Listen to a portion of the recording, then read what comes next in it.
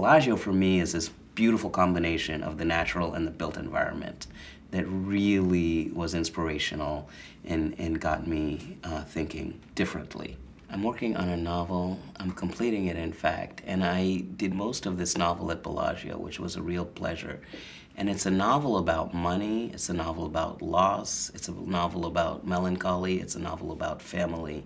And I'm hoping that the novel really captures the spirit of the age in this country, even though the novel's set in an indeterminate time and an indeterminate place. Characters for this novel have been speaking to me for the better part of 10, 15 years, and I really felt I had to commit them to paper.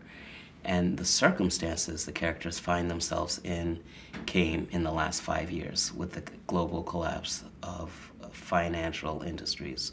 As an artist, it meant so much to me to meet people from other fields. For example, I met this wonderful composer from South America who talked to us about the architecture of music and the architecture of how she composes music.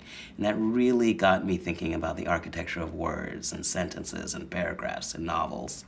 And I learned a lot from her and others, not just about the content of what I was writing, but just the craftsmanship and the process.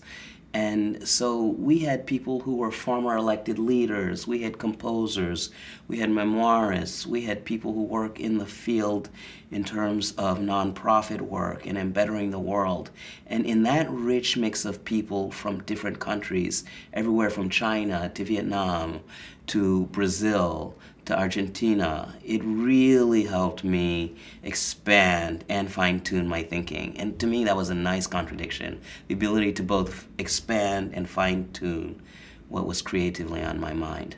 So for example, someone who runs a nonprofit industry got me thinking differently about resilience and globalization.